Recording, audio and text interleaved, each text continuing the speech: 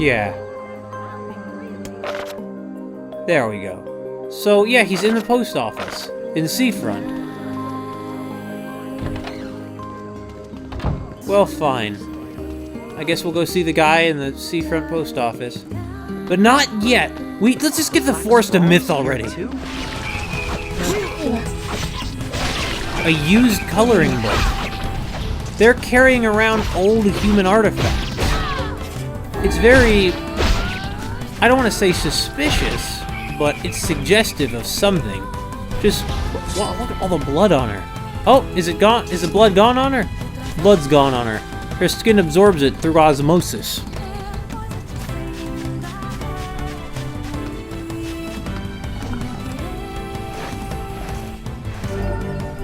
See, that boar doesn't bother us because we have that tusk. And that's good. That's only a good thing. Because if that boar was bothering us, oh boy, we would be dead. Those eggs are as... Oh! Well, of course, whatever dream stuff is going on, it's the work of shades. What else could it be, after all? That's how those shades like to... that's how those shades roll. Overkill? Maybe. But that doesn't mean I regret a thing. Because I don't, you see. Anyway, on the subject of that, we just got a new word. So, grimoire, vice. Vice, vicey, vice. Let's see what this new word is. Wrong weapon. This one.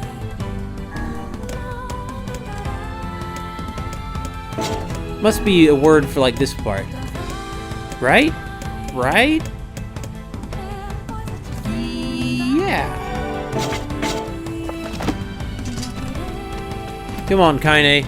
Us and our old magic words from an old dead language in all likelihood. Probably the same one Devila is singing that song in... Oh. Well, this looks safe. Oh well. It's not a matter of if it looks safe. That's not what Nier is in this for.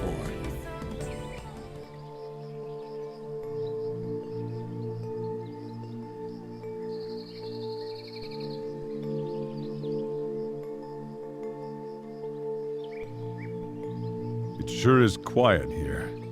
Such silence bodes ill. There's trouble on the way. I'm sure of it. That's what I love about you, Vice. You're such an optimist. That's cheek.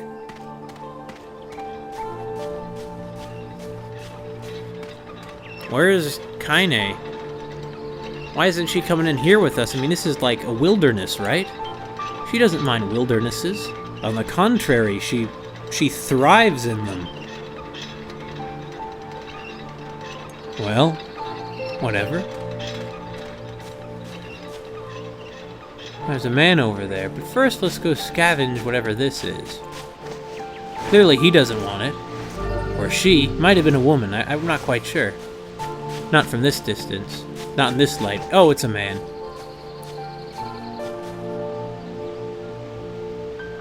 Beware. Beware the words. The words? What do you mean? Contagious words. Those who dream. Those who dream. Hold on a moment. There is a strange new sensation in my mind. Vice's voice rose in a quizzical way. It is not quizzical! What's going on here? The villager's body shuddered as he slowly opened his eyes. Perhaps we should start by asking this man. Who are you? I'm Nier. This is Vice. We heard something happened to this village, so we came to see if we could help. The villager stared at Nier and Vice. If you can speak to me, I must have caught you in my dream. How's that again? The villager explained. In the past weeks, a mysterious disease called the Deathdream had spread across the Forest of Myth. Those who caught it were cursed to fall asleep and live forever within the world of their own dreams. The village mayor had determined that the Deathdream was spread from person to person by spoken words, but before he could learn more, the disease took him as well. Weiss stared at the mayor, his mouth twitching slightly. "Now see here," he said. "Are you saying that we have been absorbed into your dream?" Well, yes," said the mayor. "I think you have." "Oh, crap," said Nier. "So that means we've caught the Deathdream." Before the mayor could confirm Nier's suspicion, Weiss exploded with rage. "Ridiculous! Preposterous! Completely unfathomable on every conceivable level! I don't even recall falling asleep." The mayor attempted to take Weiss's complaints in stride. "That's just how the Deathdream works," he said, brushing aside the book's remarks. "My remarks shall not be brushed aside, fool, and it would behoove you to remember that this world allows me to view all of its narration." The mayor twisted his mouth into an embarrassed grimace, then quickly changed the subject to who Nier had seen and what they had discussed since coming to the village. "Something there must have caused you to enter my dream," said the mayor. "A certain conversation, a specific word, something." Nier and Weiss racked their brains, but could find no easy solutions. There were simply too many words to consider, too much random chatter, too many meaningless conversations. "Grimoire Weiss does not engage in meaningless conversations." The mere suggestion that Weiss chose his words carelessly seemed to sting his pride. "It does not seem to sting my pride, you bloated gasbag of a narrator. It has demolished it utterly." Irritated, Weiss looked skyward as if searching for answers in the heavens. "I was doing no such thing. Just leave me alone already." The anger created by his harsh words bled over to Nier like a contagion. "Wait," said Nier suddenly. "Did someone just say contagion?" "Yes, I believe so. What of it?" "Well, that villager told us to watch out for contagious words, right?" The mayor leaned forward with renewed interest, pushing a startled Weiss aside in the process. "Well, he must have said something, right?" asked the mayor. "What specific combination of words? What was it?" "It was about dreaming or something like that, or about dreams, or... Oh, what the hell was it?" "A sheep?" cried Weiss suddenly, blurting out the first thing that popped into his head. The others stared at him for a moment before slowly shaking their heads. After a few more minutes of thought, Nier's face suddenly lit up. "I remember," he said. "Those who dream. That's what he said. I'm sure of it." At this, the mayor produced a thick sheaf of papers from his pocket. He flipped through them a few times before finally nodding his approval at Nier. "That sounds right," he said as a stray sheet of paper fluttered to the ground. "My notes also mentioned something about that, but I bet it was the last thing you heard before you fell asleep." The mayor shook his head, his worn pencil stub tracing lines across a lone piece of paper. "For the last month I've done nothing but study the disease we call Deathdream," he said. "I mean, I'm the mayor, right? It's my job to protect people from whatever comes along, but I never expected a couple of outsiders to start entering people's dreams." The mayor paused, a grimace crossing his face. "I should probably be taking notes or something." Weiss immediately fired back. "I applaud the force of will it takes to research a disease in your dreams," he said, "but perhaps we should bend your efforts to escaping this place instead of trying to understand it." The mayor's hand tightened around his pencil, snapping it off at the tip. "I've tried to escape.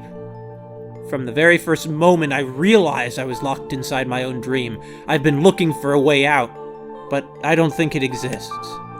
I mean, this is my dream, right? If there was an exit, I'd know about it." He paused for a moment, his unfocused eyes staring at nothing. "My village was beautiful," he said to no one in particular, "and it was filled with the most wonderful people you could ever hope to meet. But once this disease took hold, things changed. It's like someone took a sponge and soaked all the color out of our lives. I just want us to be whole again. I want us to be free." The mayor's voice took on a note of steely determination. "And I won't stop trying until it happens." Nier nodded in agreement. "Huh? Wait a second, I didn't nod. Why are you—" "Look, if we can be of any help," said Nier, "just ask." "Now hold on, I did not just say that." "Silence!" cried Weiss. The grimoire looked from Nier to the mayor and back again, his face filling with confidence. "Grimoire Weiss's face is always confident, thank you very much. Now see here, Mayor, you told us that nothing can exist in this dream without your knowing of it. But yet you seem surprised to see us when we first entered, yes?" The mayor slowly raised his head, realization dawning on his face. "Oh my God," he said. "You're right. You're right! I had no idea you were coming." "The human imagination is a limitless engine," cried Weiss, "and dreams are the fuel. If you can imagine an exit, then it must be so. With your permission, we shall search it out." "Thank you," said the mayor. "I don't know how I can repay you." "Payment is not required. We are as eager as you to be done with this place." The mayor suddenly felt as if he could breathe again. He'd almost forgotten what it was like. "Good luck, you two," he called at the departing forms of Nier and Weiss. "We're all counting on you."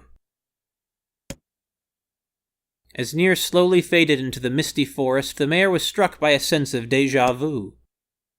"I saw this man once before," he thought. "But where?" Nier's mood darkened as he trudged through the forest. Hours earlier, when the beauty of the place was still a new thing, he'd been confident they could get in, find the exit, and be home in time for dinner. But the deeper they went, the more the forest closed in around him. The mist made it difficult to see more than a foot in any direction, and moss-covered rocks seemed determined to twist his ankle. More than once he'd been forced to steady himself on the rough bark of a tree, and his hands now felt small trails of blood on everything he touched. Additionally, Weiss was proving to be a spectacularly poor traveling companion.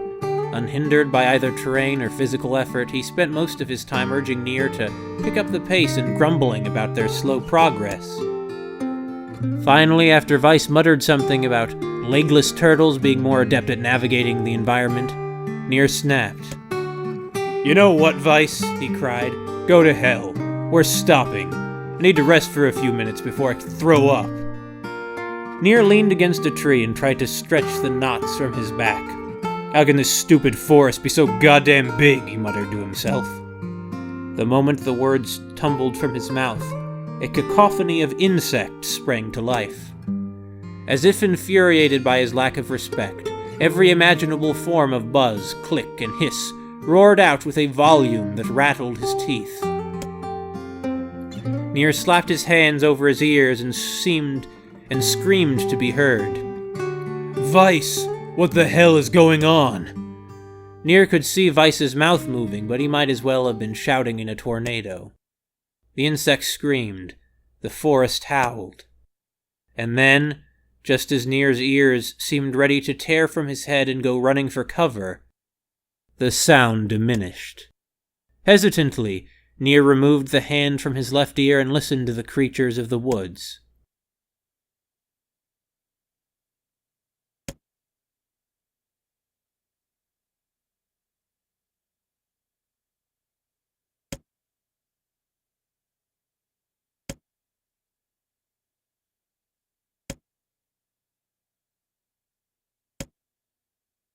As the insect symphony dimmed another decibel, Nier began to detect patterns in the sound. This isn't random, he thought. It's not just white noise. It's something else. The insects weren't just calling out. They were asking a question. 1 with it suffers, 2 with it is ideal, 3 with it is dangerous. What is it? By my pages! Is this a riddle? I guess so. This kind of thing happens a lot in dreams, right? Maybe it's the key to getting out of this place. Then I leave it to you to answer. 1 with it suffers, 2 with it is ideal, 3 with it is dangerous. What is it? The answer is the secret. The answer is a woman. How the hell should I know?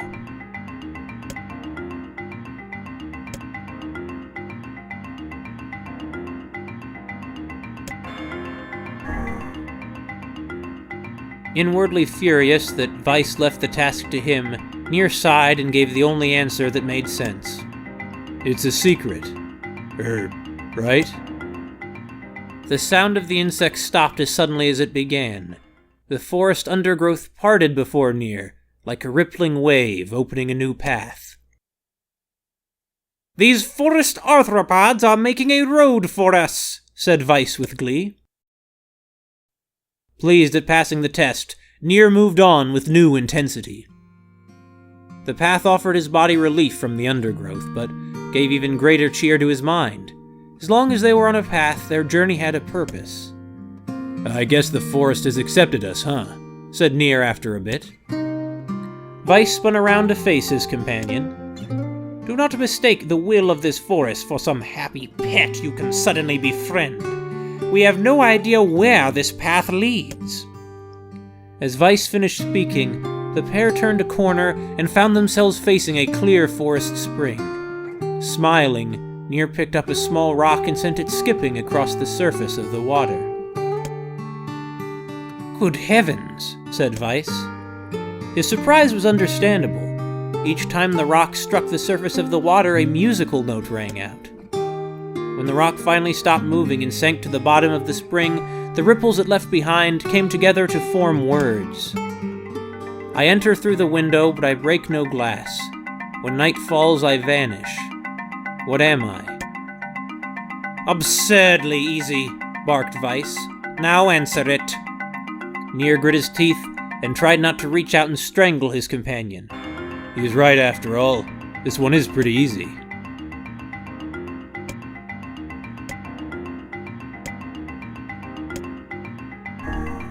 Sunlight.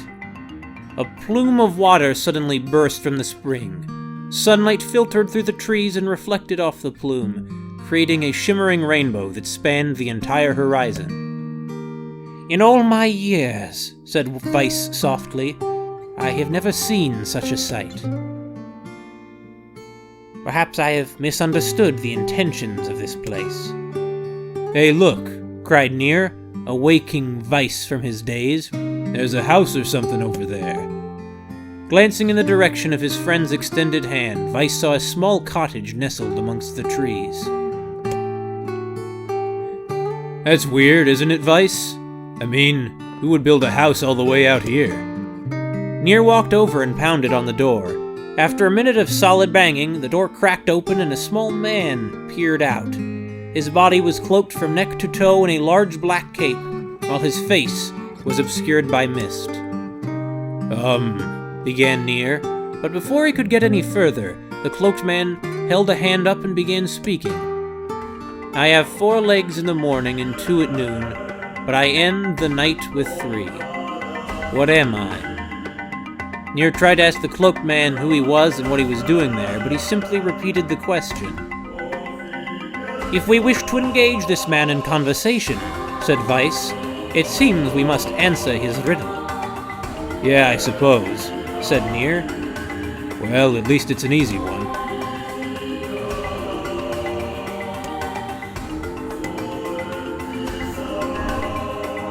A man. The mist dissolved from the cloaked figure as he spoke a single word. "Correct." With that, the man flung his garment aside, revealing his true identity.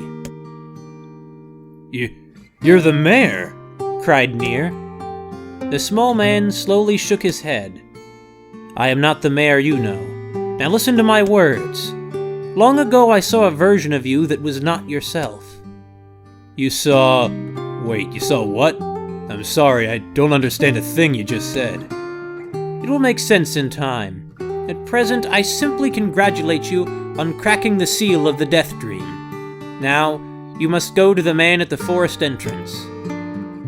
With that, the man turned on his heel and slammed the door behind him. As Nier watched, mist seeped up from the ground and enveloped the cottage, erasing it from existence. When Nier and Weiss returned to the forest entrance, they found the mayor leaning against a tree. As soon as he caught sight of the duo, he sprang to his feet and scrambled over to them. "Good gravy!" he cried. "You made it! You actually made it back!" His left hand grasped Nier's and pumped it so fiercely it threatened to dislodge from the socket, while his right seized Weiss by the cover and swung him through the air.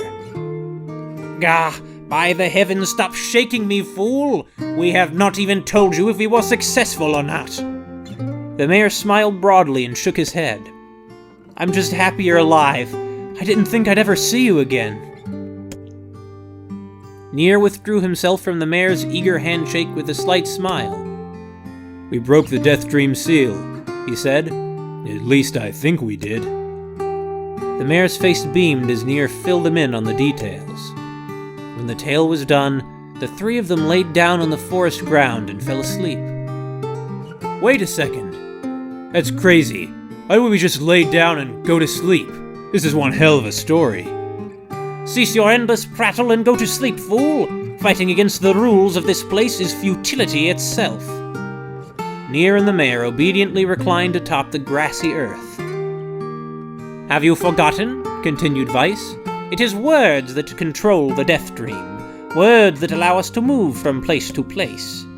No matter how unnatural they seem, the words are absolute. Therefore, if the words tell us to sleep, then sleep we shall. And once we do, the story will continue." With that, the trio found their eyes growing heavy, their breath slowing. "This is the first time," began the mayor, "the first time I've felt tired since I was imprisoned here." His words were cut off by a loud, long yawn, and he remembered nothing more. They might have slept for an hour or a year. When they awoke, things had a slightly more real quality to them.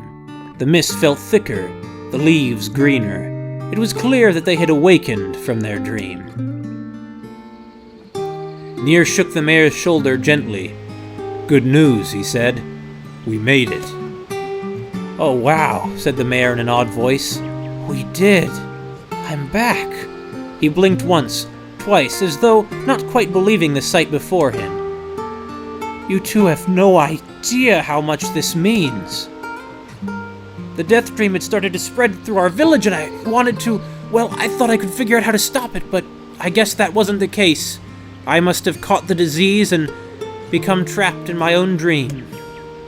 The mayor started to stand, then collapsed back to the earth.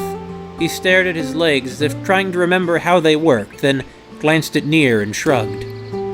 Without a word, the fighter reached down and pulled the mayor to his feet. "Real life may take some getting used to." A wry smile crossed the mayor's lips. "You shall relearn in short order, I'm sure," said Weiss. "For now, you should return to your home and rest." "No," said the mayor, swaying on unsteady feet. "No, I can't. Some of the villagers are still trapped in the Deathdream. I have to save them." The mayor slowly made his way to the divine tree in the center of the village, then bowed his head and prayed silently. "This is a holy tree," he explained when the prayer was finished. "It's the guardian of our village's history and memories." "Superstition will only make our mission harder," muttered Weiss. "We should not put our faith in the gods." The mayor shook his head. "Not the gods, the words. Legend says that our tree is home to a powerful magic known as a sealed verse." Nier and Weiss could not contain their surprise. It seemed a goal had been found in the most unexpected of places. "I say," muttered Weiss, "this is certainly a stroke of luck." As the three of them said their goodbyes, Nier mentioned the strange man who had given them the third riddle and the mysterious words he'd left them with. "I once saw a version of you that was not yourself," muttered the mayor. "What in the world?" Lost in thought, he stared into space for a long moment. You know, he said softly, this is going to sound weird, but I had a feeling I'd seen you before, too. Nier tried to keep a straight face and failed, but the mayor didn't seem to notice. Deja vu, right? Anyway, I figure it's just some kind of illusion created by the Deathdream. It probably doesn't mean anything. Nier gave the mayor a nod and a smile, but inwardly his thoughts were racing. There was something wrong with the mayor and his words. I wish I understood what the hell was going on here. That riddle would prove to be the most difficult one of all. Oh, thank you so much! Now I can finally return to a normal life. This is one of the most bizarre diseases I have ever encountered. I know. That's why I have to help the other villagers, no matter what.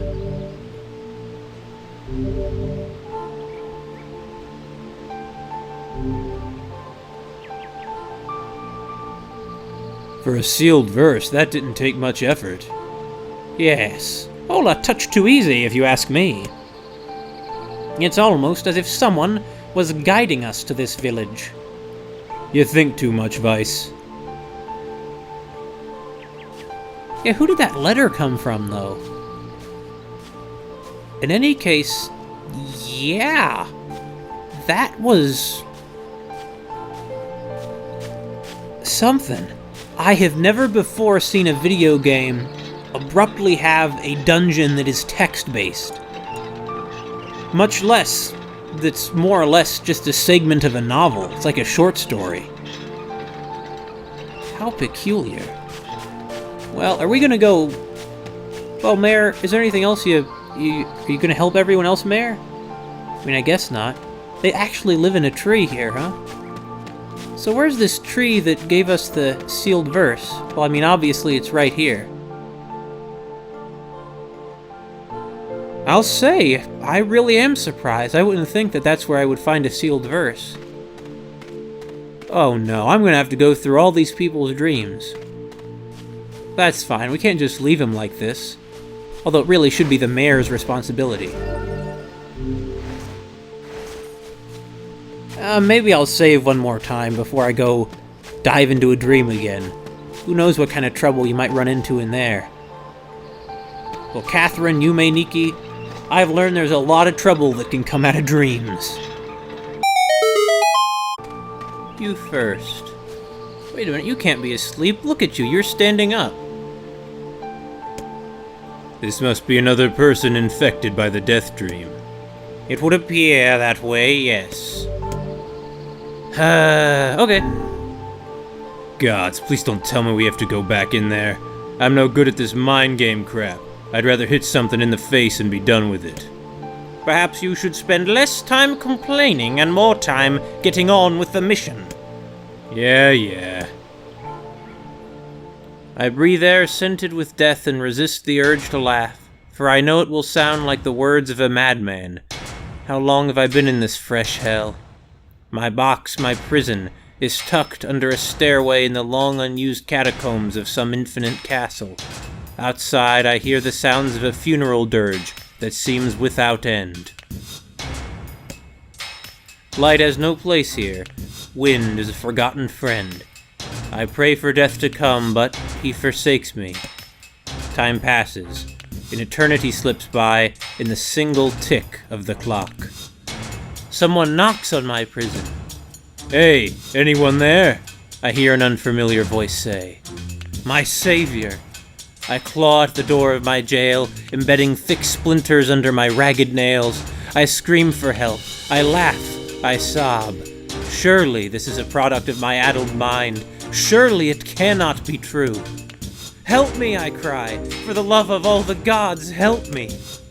Impossibly, I hear the sound of a lock being torn out and falling to the floor. As the door slowly creaks open, I have just enough time to see a silver-haired man in a floating book before the light pours inside. My eyes, accustomed to blackness, explode with pain, and I am forced to turn away. Who are you? I ask, shaking hands covering my face. How have you come to this place? I am Grimoire Weiss. This is Nier. Long have we been searching for you.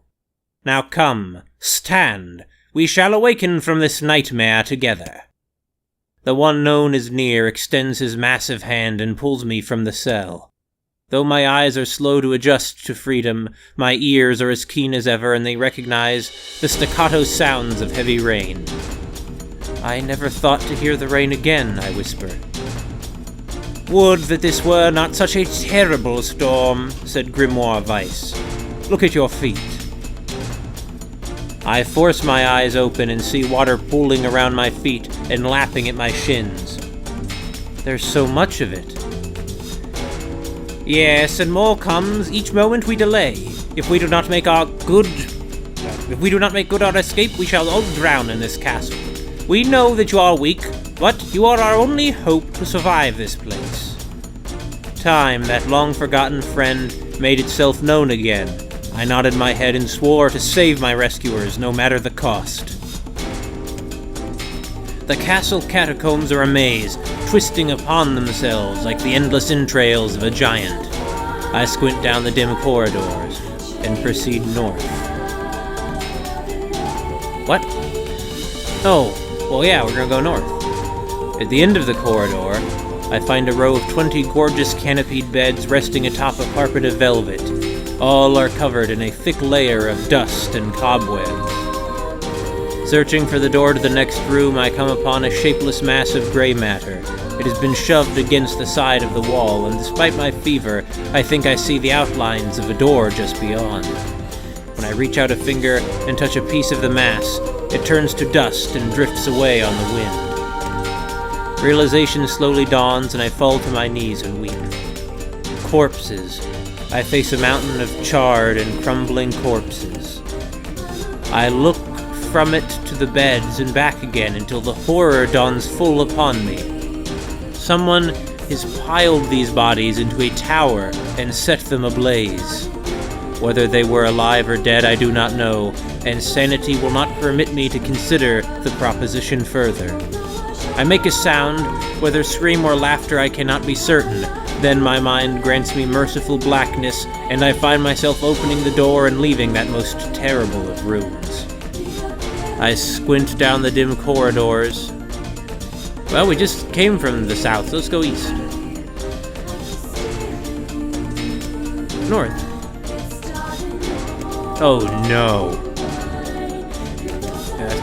West.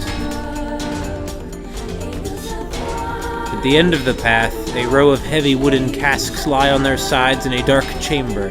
Doubtless they are filled with wine. My thirst roars to life.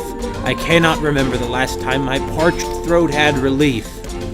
I scramble to the first cask and pull frantically at the cork. Well, what about the water that was raining down? Anyway. The theft of a few cups means nothing, I tell myself. The casks will be ruined by the flood regardless. Finally, the cork surrenders to my attack and thick red liquid bursts forth from the hole. This is no wine. It is blood still warm from the body. Whether animal or something else, I cannot say. The foul liquid soon mixes with the rising flood waters, creating a warmth that laps against my thighs. By all the gods, are the rest of these casks filled with blood as well? I lack the courage to confirm my suspicion. Disgust quickly becomes fear as I turn to flee, but my weakened legs betray me, sending me toppling over into the red ocean below. The smell of death is everywhere. It threatens to consume me. I must escape this hell. Crawling on all fours like an animal, holding back screams lest any foulness enter my mouth, I lurch forward through the red waters and out of the room to freedom. I squint down the dim corridors and proceed east.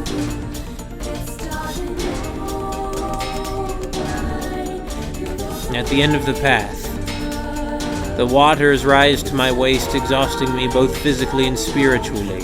I pray that this is the way out. Eventually I can stand the sight of the waters no longer, and so turn my eyes upward. Imagine my surprise when I see a series of paintings hanging on a faded plaster wall.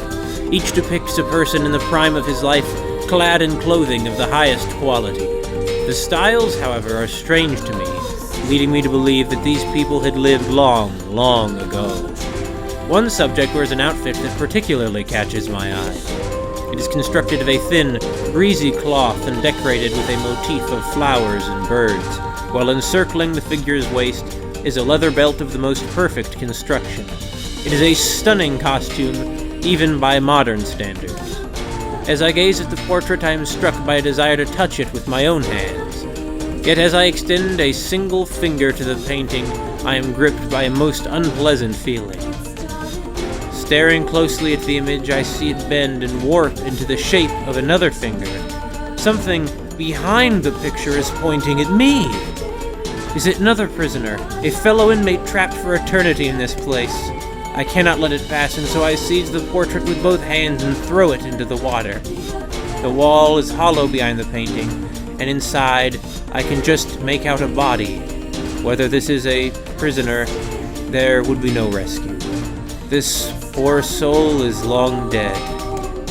Scraps of clothing lie on the floor around the bones. Only a small amount of the fabric has survived, but it features the same delicate designs that were depicted in the portrait.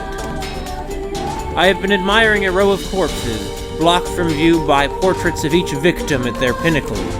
Enough! Shielding my eyes, I paddle forward through the water. I squint down the dim corridors and proceed south.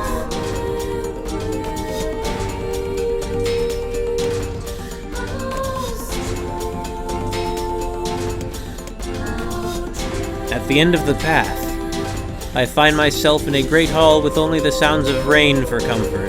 The waterlogged red carpet squishes beneath my feet as I approach the center of the room. Once there, I behold a beautiful dining table upon which rests china and silver of the finest construction, as well as the remains of a fantastic feast. As my eyes continue to adjust, I see many chairs surrounding the table, each holding a dinner guest. Noticing movement, I approach the chair at the table's head, but as the truth of the matter dawns on me, I recoil in horror. The host of the feast is a corpse, as are all the invited guests. An army of foul, wriggling insects have made homes in their remains, and this is the movement I saw. This once splendid feast was now nothing more than a requiem for the damned. I take a moment to steady my shaking hands, then slowly back away from the table. Desperate to lose sight of the abomination before me, my gaze lands on the chairs upon which the dead were seated. This is a mistake, for the chairs prove to be even more terrible than the feast itself. Each one is covered in a layer of spikes that run from the seat, up the back, and down the arms. This explains the color of the carpet beneath my feet. I can only pray that the unfortunate diners were dead when the meal began. For if not, it is a simple task to envision the agonized screams that must have sprung forth from their mouths. My mind grasps frantically at the possibility that these souls had committed some terrible crime for which this was their punishment. Though in truth I suspect they had committed no crime at all. There would be no tomorrow for these unfortunates. This was their last supper. I squint down the dim corridors and proceed north. The water has risen to my chin and now laps greedily at my mouth and nose. "You dumb bass!" shouts Nier. He surely desires to say more, but the rest of his insult is cut short by the rising water. Grimoire Vice, wet and tattered, floats on the water's surface. It is already too late for him. This wasn't how it was supposed to end. We actually have to navigate a freaking labyrinth?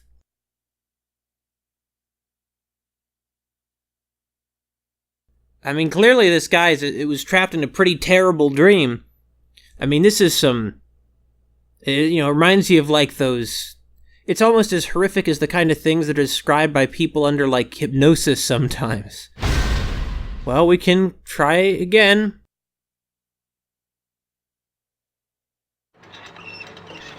The mayor really was in a pretty minor bit of trouble, wasn't he, in comparison to these other people? I mean, wow.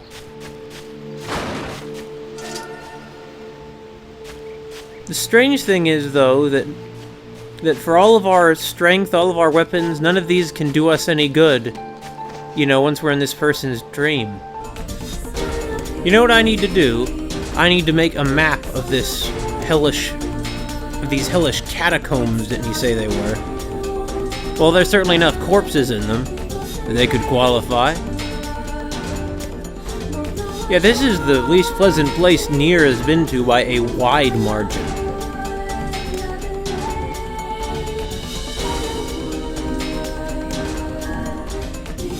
Well, so from here, the direction we have to go is west. Not west.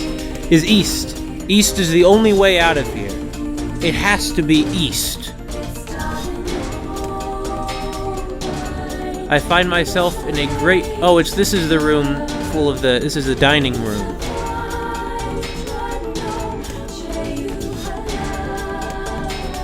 This is a pretty horrific room, that much is for sure.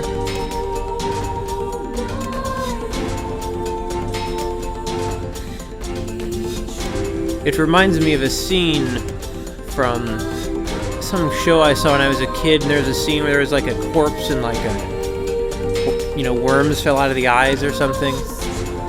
It really freaked me out. Because, the normally lighthearted, wacky characters were finding, human corpses.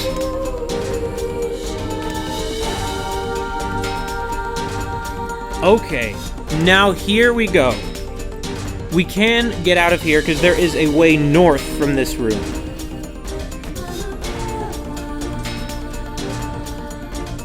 This is good. I hope that north is the way out. Damn it. Is this really trial and error?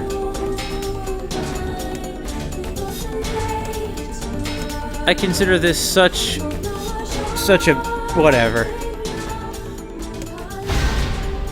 I consider it very bad design when you're in a scene that's intended to evoke emotion like that, but your only way to get through it is dependent on is dependent on basically luck. Wait, does nobody live in this tree? I mean, I guess not. What a sensitive soul she had, and yet her brain has conjured all this up to, torment her. Or has it? We don't really even know what the Deathdream is. What if it's somehow moving their soul to somewhere real? I don't know. Alright, north from here. Against all hope, we make it to the front door. Break it down, someone cries, and so I give myself to the effort. In tandem with Nier and Grimoire Vice, I slam my body against the thick, sturdy door. On the third try, it gives way, and we find ourselves sprawled in front of the castle. The storm is in retreat. The clouds above are still dark and foreboding, but to the west I can see a thin shimmer of sunlight trying to break through.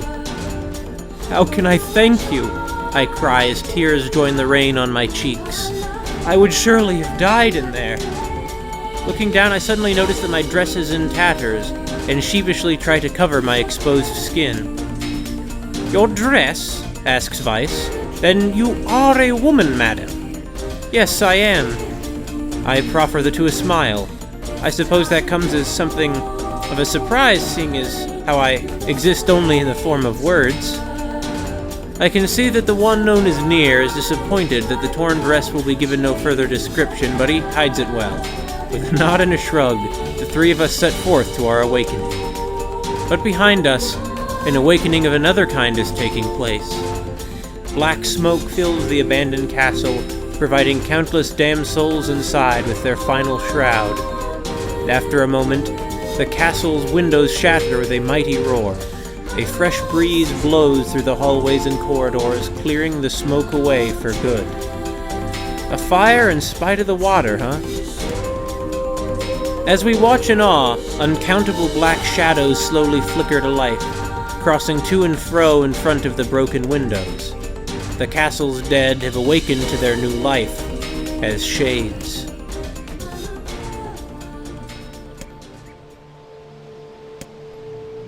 You have anything to say about that?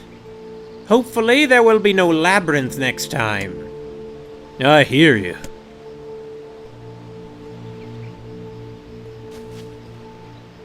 She had a vision of shades, huh?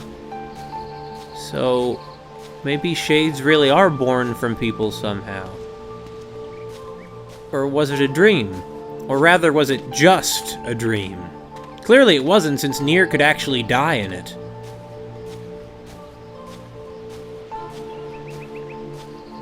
I don't know what's going on in this town.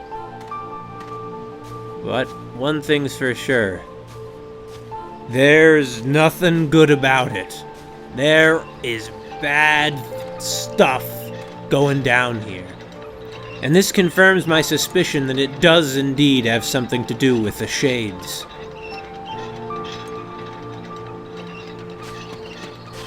Well, one more person, or really there are more people in this town than that, but the mayor can help them if he really wants to. Nier's only going to the ones who are already outside. You know, forget about all these other people Nier helped. This town, by far, is in the most desperately in need of it.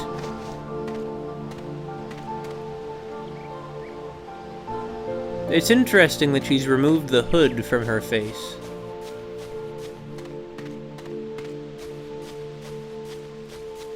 Hello, sir. And another victim. This work certainly is trying. Yeah. I'm surprised, Vice. You're a book. All this word stuff should be right up your alley. Yes. Quite. Well, enough chatter. Let's be off. Oh boy. A colony of massive... What?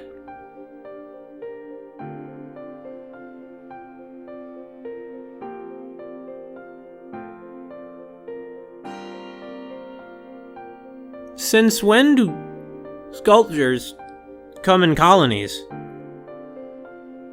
Well, whatever. A colony of massive sculptures was visible in the distance, their tall forms scraping against the sky.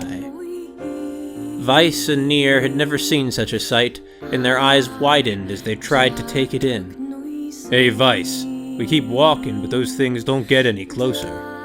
I don't get it. Are they really that big? As Vice considered his answer, the sun beat down on them with renewed ferocity. Perhaps they are some manner of mirage, he said.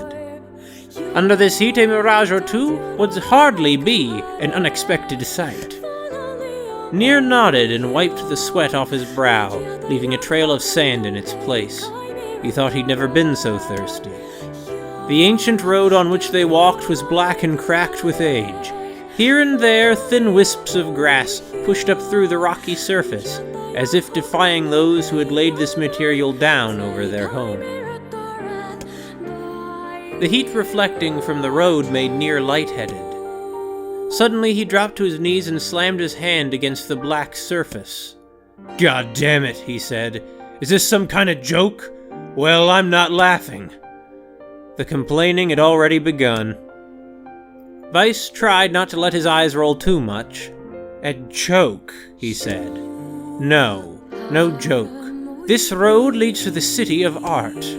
Perhaps the path itself is simply some manner of grand artistic work. Oh, come on. That's bullshit and you know it. Possibly, but thinking of it in this way might make it easier for you to bear.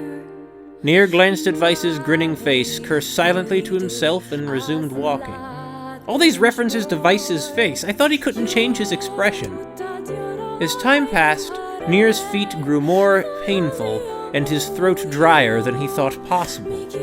He tried not to look further than the next step ahead, because the bright sunlight made him hesitant to trust his own senses. We are definitely getting closer, said Vice in an effort to cheer his companion. Yes, this much is certain. Encouraged, Nier lifted his gaze. Suddenly he stopped walking, choosing instead to stand in the middle of the road with his mouth and eyes wide open and his finger pointing in the distance. Water, he cried. It's water. Water? Asked Vice. Preposterous. I don't see any water. It's right there, idiot. Can't you see it? Look, the sun is reflecting off of it. Without waiting for a response, Nier sprang to life and bounded toward the sight. What in the... There was no water. There was nothing but sand in every direction. Nier closed his eyes and sighed as Vice floated up behind him, chuckling softly. "I believe that this is known as a mirage," he said. "Many a desert traveler has spoken of such things." Nier shook his head, bewildered. Suddenly he pointed off in the distance, his eyes wide once more. "Wait, there it is! I just missed it. Look, it's right there!" Nier sprinted off again, leaving Vice with no choice but to follow. After a few minutes of running, Nier came to a halt. "I could have sworn it was right around here." Confused, he put his hands up to his eyes and rubbed them vigorously. As soon as he stopped, he noticed a blue, shimmering pool of clear water just over the next rise. With a shout, he bounded off in search of it. The chase continued for nearly an hour until an exasperated Vice finally floated up to Nier and struck him in the face with his cover. "You damn blithering idiot! Stop this at once! There is no water here!" Nier's face clouded. There isn't?" "There is not, and perhaps next time you will listen to me when I tell you as much." Vice paused for a moment, then continued speaking in a slightly kinder tone. "However, I suppose this mad chase was not altogether wasted. It seems we have arrived in the City of Art." Nier looked up. Stretched out before him was a row of impossibly tall sculptures. Their journey was at an end. "They're huge!" cried Nier, completely forgetting the heat and pain of the past few hours. I've never seen anything so big." Each sculpture was formed from roughly the same shape, a tall rectangle that stretched up towards the sky, but that was where the similarities ended. Most were covered with panes of glass that reflected the light in 1,000 directions, while others seemed to be nothing but frames of steel. Some had tall spires on their tops, while others possessed triangular caps. "What kind of city is this?" said Nier. "Where are the people? Where are the houses?" "Perhaps the land is intended exclusively for artistic use." The debate continued as they made their way through the city. Miracles of artistry were everywhere. Great iron crates with wheels sat silent on steel rails. Beautiful carved works with lights of red, amber, and green dangled over every street. As they moved away from the massive sculptures, they found a great array of smaller ones. Some were covered in glass or brick, but many were composed of materials they had never before encountered. The sheer variety of colors and styles was staggering. Unable to find a theme or purpose to the abstract works around them, Nier and Vice eventually fell silent. On the outskirts of the city, they discovered 3 sculptures in the shape of humans. Nier uttered a sigh of relief as he approached them. Finally, I was getting tired of modern art. The 3 statues were indistinguishable except for a single word chiseled into their right arms. One read Alpha, one read Beta, and one final one read Gamma. As Nier moved to touch the nearest statue, a bird flew from the top of one of the sculptures. Alighting on the statue's shoulder, it emitted a brief, beautiful song that took the form of words. Only one form is real, the others are false. The real form will always speak the truth. The false ones will only speak lies. With that, the bird departed. As if on cue, the 3 statues shuddered to life, acquiring color and form as they began to breathe. "Hey, look at that," said Nier. "They're alive." The triplets bowed low before Nier. "Please," said Alpha, "you have to get me out of this nightmare. I am real." We have to find the liar. Or rather, we have to find the one who's telling the truth. "Stop lying," said Beta. He turned to Nier and threw his hands in the air. "Alpha's a fake, you know. I'm the real one." "What a load of crap," said Gamma. "Beta is a fake. Everyone knows I'm the real one around here." Well, this is a pretty big thing that we not mess this up. A group of, I guess they're like robots, aren't they? Their respective pleas given, the 3 statues returned to their frozen state as silence once again enveloped the city. So, I wonder if these really are robots or if they're just statues or something, because I don't know how real this city is. When you consider all of the statements, only one of them could be the real thing, said Weiss. Nier furrowed his brows and considered his answer.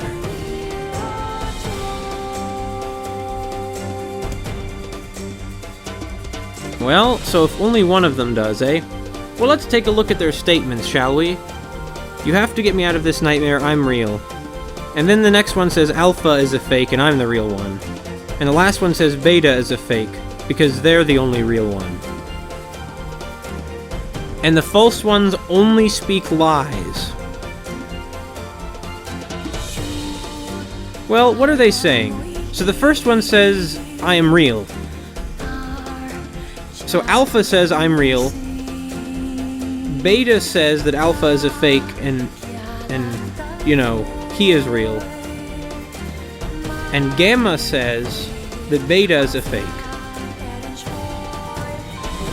So, well, I guess I should try and work this out.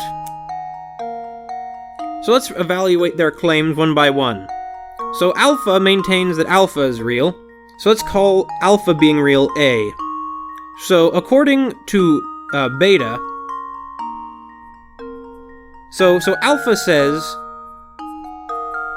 you know, Alpha says A, whereas Beta says, oh, I forget logical notation. Man, how does that work?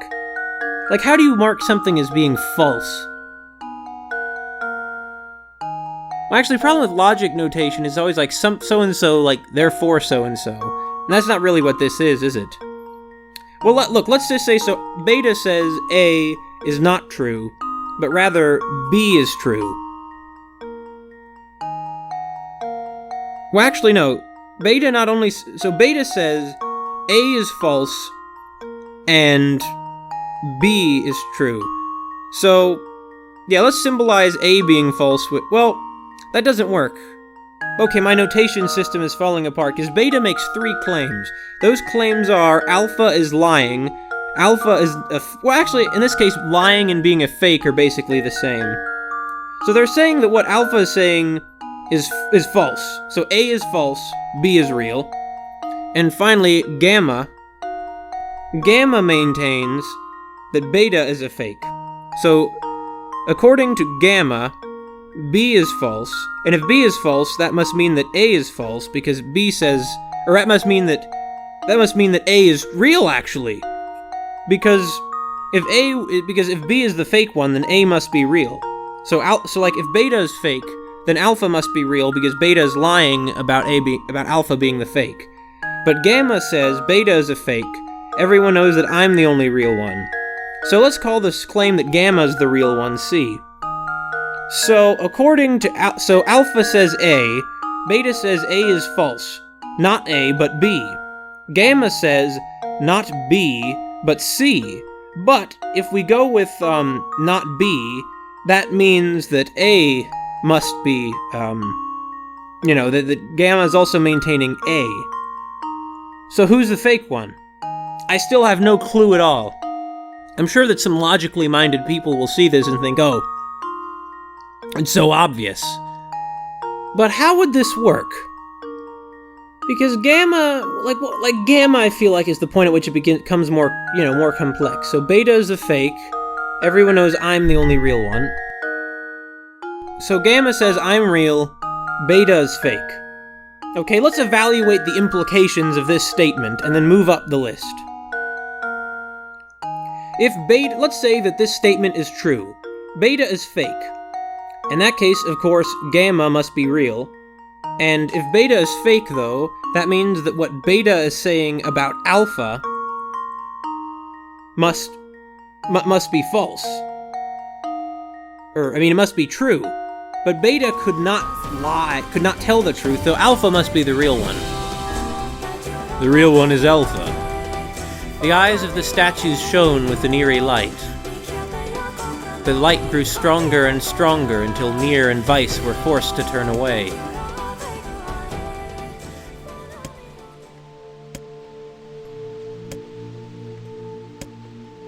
Well, that was a mistake. Yeah. We'd best act more carefully next time. This is the worst job ever. Well, in that case, I have no clue how I could figure this out. I figured that,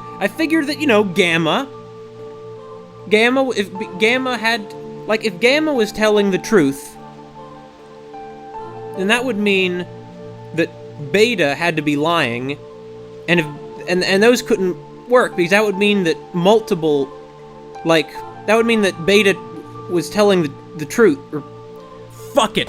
The reason that Gamma doesn't work is because if Beta is a fake, then that means that Alpha is real because Beta must be lying. So let's assume Beta is the real one. Alpha's a fake. Okay. I'm the real one. So, Beta is saying... So let's pursue the logical implications. Alpha's a fake, then Alpha's lying. Nothing Alpha says, has to be true. And I'm the real one. So yeah, it must be Beta. The real one is Beta. Though Nier's voice betrayed a notable lack of confidence, he was relieved to see Weiss nodding at him. If Alpha were telling the truth, began Weiss in the dry tones of a lecturer, Beta and Gamma would be fakes. But in that case, Gamma's claim that Beta is fake would be the truth, even though Gamma is a liar. Therefore, that theory crumbles. Now let us presume that Gamma spoke the truth. That makes Alpha and Beta liars. In this situation, however, Beta is calling Alpha a liar, which would leave us with two statues telling the truth. Finally, let us assume that Beta is telling the truth. If so, Alpha and Gamma's lies would make sense. Therefore, Beta must be real. As Weiss finished his explanation, Alpha and Gamma crumbled soundlessly into dust while Beta sprang to life once more. "Congratulations, villager," said Weiss in a cheerful voice. "The time to awaken has arrived." "Thank you for saving me," cried the villager. He dropped to his knees and bowed his head as low as it could go before an uncomfortable Nier pulled him to his feet. "Why did you have a dream like this?" asked Weiss. "Have you been to this city before?" The villager slowly looked around at the bizarre objects and sculptures that dotted the landscape, then shook his head. I don't think so. It's impossible, right? There's no way I could have ever been to a place like this. But at the same time, I feel like I've seen it before." "Deja vu," muttered Nier. "It's just like that damn mare." The vague sense of unease that struck Nier during the mayor's dream spread once more through his mind. Okay, that was terrible. I am positive I have seen that place before. Stop. I get enough foreboding crap from everyone else in my life. Don't you start too. Okay, there. Now all the villagers can wake up, right? Yes, if the mayor's assumption was correct. I think I've had enough wordplay to last a lifetime, thank you very much. Yeah, I hear you. Well, let's go see the mayor. Well, that's such a good deed you just did. You saved these people from living death. Okay, Nier, talk about going above and beyond. Still, though, who sent that letter? None of these people could have. They were all, trapped in their dreams.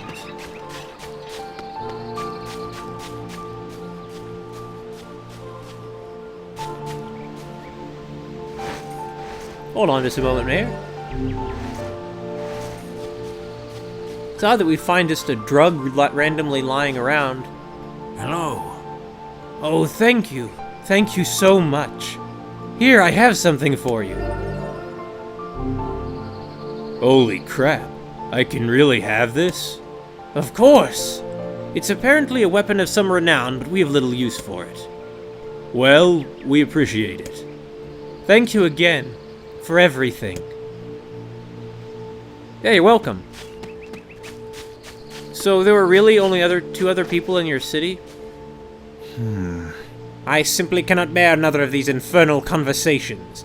Let us save it for another time. Why wouldn't we talk, though? Is there some reason we wouldn't? I mean, Vice is getting fed up about talking to people, I guess. But now I have this bad feeling that something bad will happen, if we try talking to them. So, you know what that means. Time to try talking to them. Well, actually, though, I want to check out this weapon we got. Faith. Nah.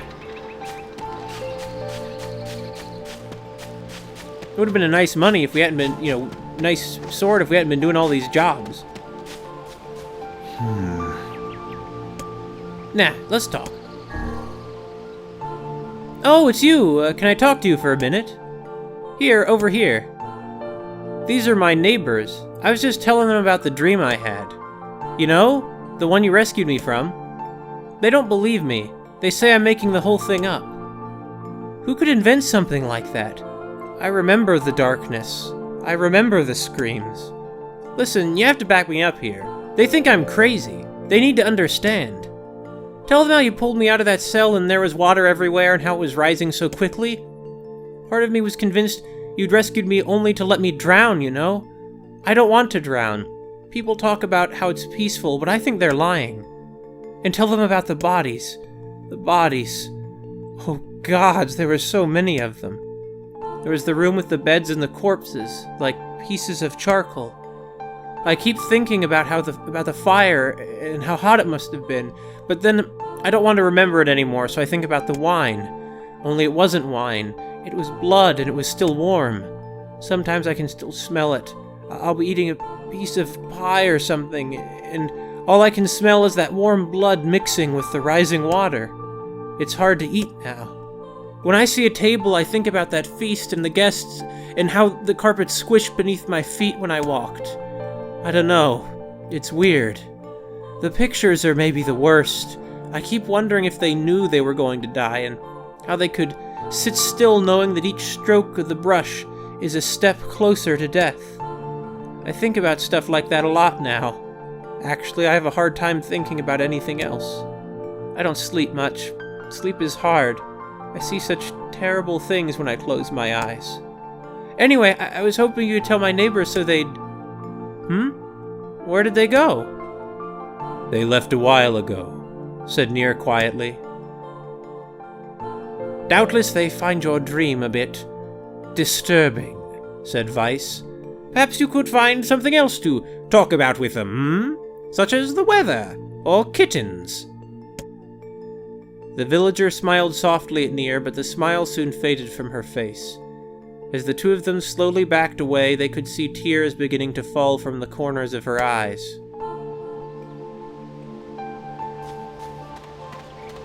Well, if your neighbors don't believe you, then your neighbors must... That means that not all of your neighbors were actually suffering from the Deathdream. But I thought the entire town was, though. Anyway, it's odd. Why did that convert to text? I thought that was only for dreams. Anyway, let's see what this guy's memory is. Oh, hey, it's you! The guy who saved me from that crazy city. It's great to talk to you again. You're my hero, you know that? Oh, come on, don't be shy, it's alright. The mayor even said we're gonna build you a statue and everything. I hear you've been traveling the world. Good for you. Travel's the key to happiness, you know? Getting out in the world, meeting your fellow humans face to face, really changes the way you see things. I think change like that will be vital in the new world that's coming. How's that? Me? No, I've never traveled. Never left this village, so to tell you the truth, still, I'd like to get out someday. I think our world is dying. Seriously, think about it. You've got the black scrawl, the shades, the mysterious illnesses like the Deathdream. It's like something is trying to give us a warning. In fact, I'm sure this is a warning. We need to change our ways before it's too late. I'd like to help change the world, but I'm just a simple villager. Not like you guys. You're on the front lines of everything, rushing in with swords and magic spells and stuff like that. Hey, I know. Maybe we can join forces and change the world together. I mean, with your experience and talent and my... well, whatever I have.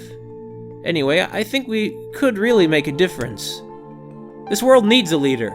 Someone who can unite the people in a common purpose. He'd probably have to be a kind of tough, too. You know, I mean, this isn't a world that appreciates calm discussion, you know? He'd also need to be smart and have the ability to look down the road and think about what's best for the future. I bet you'd be perfect. What do you say? Huh? You think I should do it? Oh no, that's not... I mean, thanks and everything, but no thanks. I'm not a public limelight kind of guy. I'd rather hang around the background and help from there. You know, like an advisor or a puppet master or whatever they're called. Actually, I think I'd be pretty good at that. Nier and Weiss left before the villager could hand them a copy of his pamphlet, 10 Simple Ways to Save the World. As they walked, Weiss pondered openly about the man. I suppose this is what they call an armchair general. Huh. Maybe I should have waited until later to come back and talk to them. Well, in any case, another town saved, and we got a sealed verse while we were at it. Kaine won't believe the crazy stuff that just happened to us. Well, I mean, she will. She's also suffering from a strange magical illness.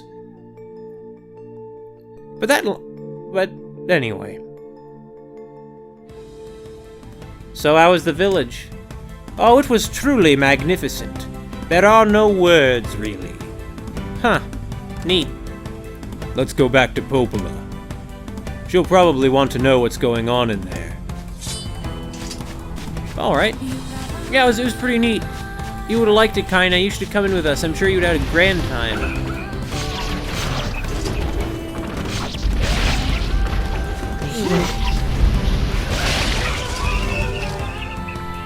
No. Boosts our magic power. Good.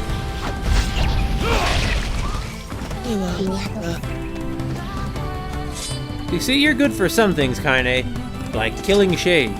I mean, no surprise there.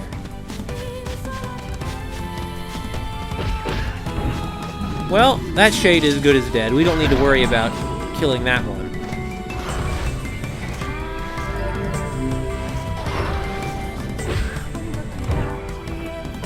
Oh, Kaine's over there fighting them with it anyway. No, I can't blame them. The issue is, though, if we kill these shades, we're going to be, you know, might... Oh, there we go. That was a close one, Kaine. You almost hit me with that one. See, now the giant boars are coexisting peacefully with the sheep! See, thanks, Kaine. That was a race to see who would swing their sword first. You know, I suppose I should add some, words to my, magic. Yeah. This is such a great attack, I swear. So, no, this still... So, the second word sort of, has to do with whether the attack leaves a status ailment.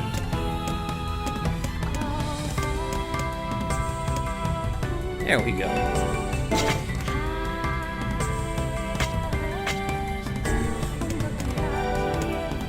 There we go. Good stuff.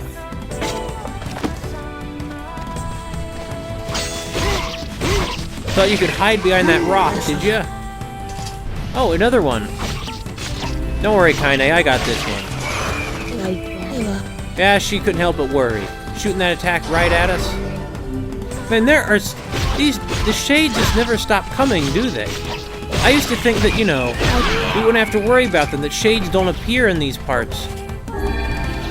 Oh, but how they're appearing now.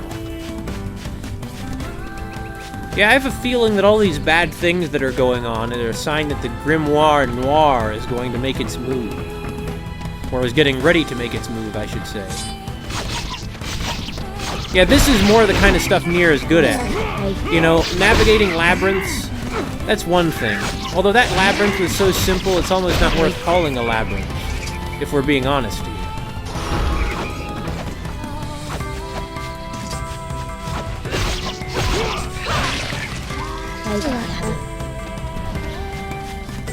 Anyway, I saw some shades over here attacking sheep. Like they have nothing better to do than just attack a bunch of random animals.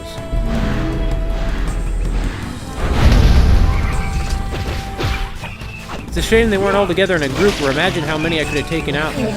Quite a few. I'd say I would have taken out at least all of them. You know how it is. We all have to go out killing shades every now and then. Especially when they're this near town. Wonder what Popola will think of all this. It's pretty crazy stuff, to be sure. Oh! You always teleport like that, Kaine, I swear.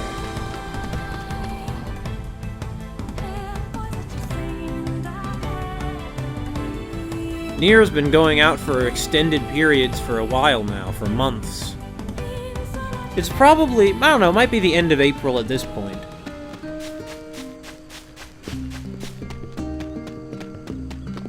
Wonder how our crops are doing. Nier, I'm sorry that you tripped over that embankment just now. No new letters from Yona, huh? Well, we got a bunch of melons. They look like cantaloupes. Oh. But a bunch of our crops are dead, it looks like.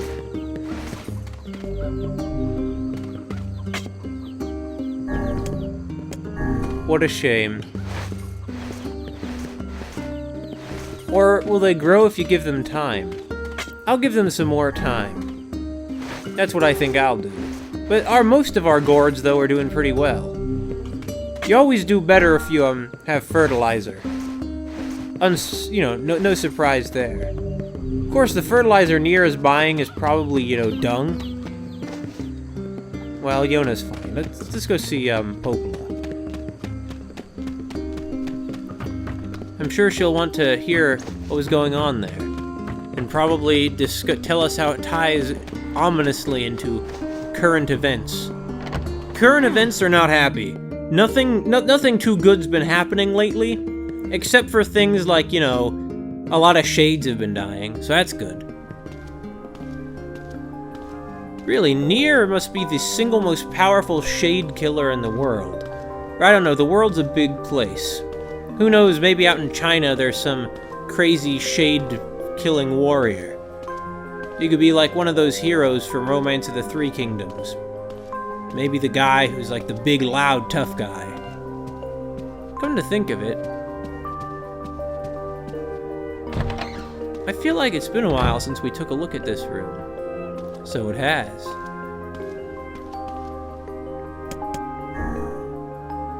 We saw this cube back in the Baron Temple. Perhaps the Prince of Fassad gave it to Popola as a gift. Why the heck? How does Popola even know about this stuff? I mean, I guess she's always keeping abreast of current events, as I was saying, but... It's a sculpted leaf. Right?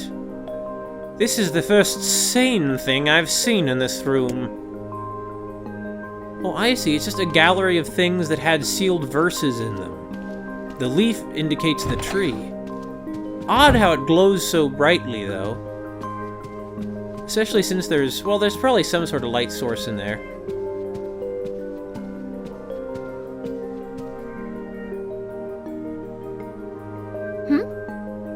The Deathdream is such a strange illness.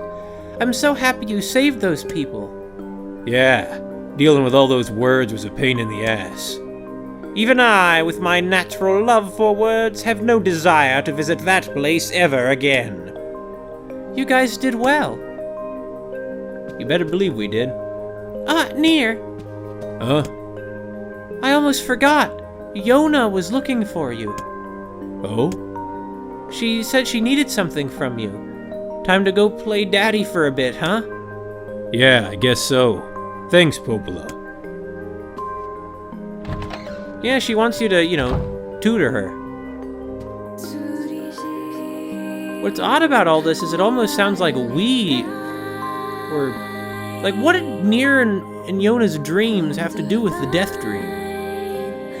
I sure hope it doesn't mean they were about to come down with it. Clearly, though, there is a way to get out of it. Most people just, I guess, don't have the strength of mind to do so.